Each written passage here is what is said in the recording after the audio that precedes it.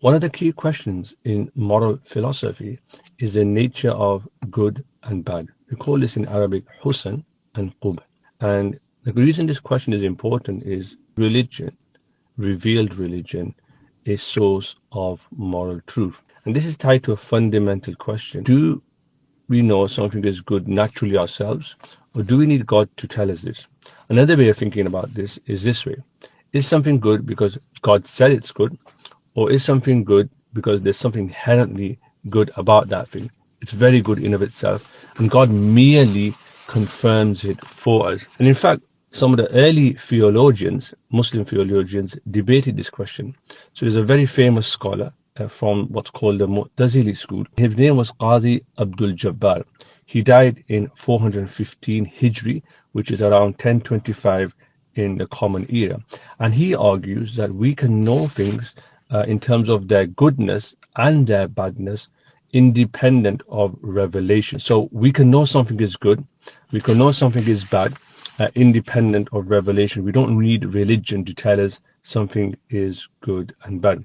So what has religion got to do with all of this? If we simply know something is good or bad and we can work it out, then what is the need for religion?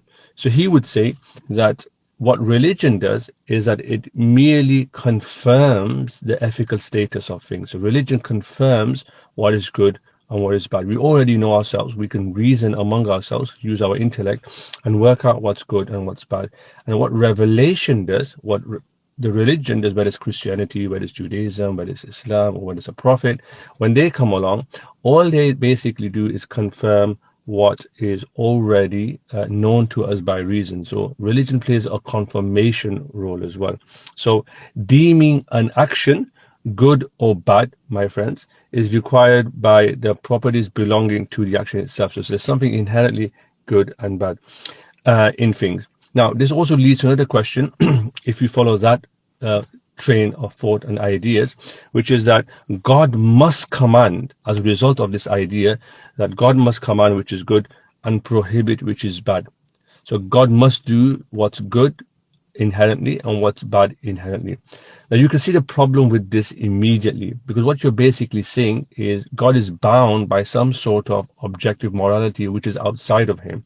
In other words, you're violating divine power, divine omnipotence, we call this, because God is now bound by the inherent goodness and badness in something.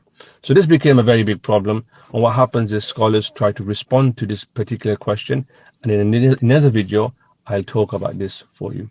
Until next time, Assalamu alaikum.